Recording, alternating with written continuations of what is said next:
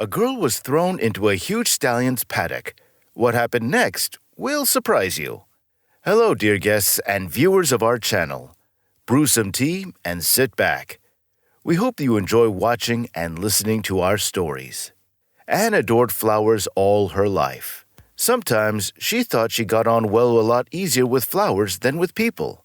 All her friends had ordinary pets. But for Anne, the pet was a cactus. It was an average cactus that stood in a pot on the windowsill, sometimes blooming and bearing the proud name of Philip. The girl wasn't forbidden to have pets at all. Anne's mother wouldn't have minded if the girl had brought home a kitten, but instead, she brought a cactus. That was the point where she loved flowers and all kinds of plants. Otherwise, she was just a normal girl. Anne grew up, became independent, and decided to open a small flower shop. It hadn't even occurred to her that the flower business is the second most criminal after arms trafficking. Everything was fine at first. The flower shop that Anne opened in her town wasn't the only one, but it was the only place where people were served politely and with a smile. It seemed that the flowers bought at Anne's stall stood longer, smelled more fragrant, and seemed prettier than elsewhere.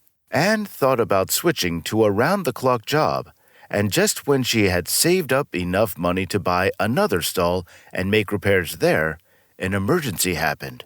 That evening, Anne had just withdrawn from the bank all the money she was carrying in her briefcase.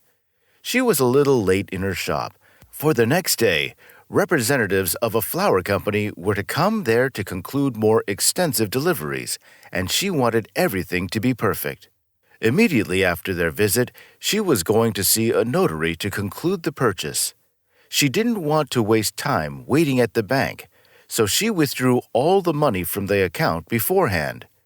She was standing with her back to the door, adjusting the decorations on the back shelf of the shop window, when suddenly the door slammed. "We're already closed," Anne said. She turned and was dumbfounded, dropping a piece of glass decoration from her hands, which shattered with a rattle. 4 big men, in black leather jackets and sunglasses, stood in front of her. She understood everything at once. "We think it's open. It has to be open for us all the time," one man said and stepped forward. He grabbed Anne, quite offhandedly, by the throat with his hand and pulled her up. It seemed as if he was about to lift her off the floor. "Where is the money?" he asked quietly and freed Anne's throat, but still kept his hand on. "What money?" she wheezed. "The money you withdrew from the bank," with a sly smile the man replied, and started squeezing his fingers again. "You were warned not to do rash acts. You'll pay in full, and we'll leave." Anne remembered that just the other day she had received a strange letter threatening her and demanding her not to expand her business. She thought it was some kind of joke and threw the message in the trash. "I'm not going to pay anyone anything," Anne said suddenly, and was taken aback by her own words. It was as if someone had possessed her, as if she hadn't spoken the words herself. The woman was frightened and surprised at the same time. "What? I don't understand." The bandit became furious. "I'm not going to pay anything," she repeated. "Get her in the car. The rest of you, search the place and keep your eyes peeled," the bandit commanded and pushed Anne towards the others. The 2 men dragged her out of the flower shop and shoved her into the car. Then one of them went back to the others. Anne could see through the windows in the car and her shop window as they smashed all her pains and efforts there. Most of all, she felt sorry for the flowers that had been thrown out of the vases and trampled underfoot. Why? Because any fool could see that money couldn't be in a vase for flowers, much less in water. "But what about Philip, my poor cactus?" flashed in Anne's mind.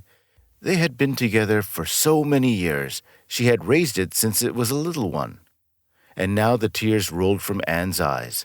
But somewhere in the back of her mind, she knew that even if she gave the money, they would still trash the whole shop for nothing, just because they were bandits. When the others returned, the car started and Anne mentally said goodbye to life. At that moment, she was no longer concerned about the cactus.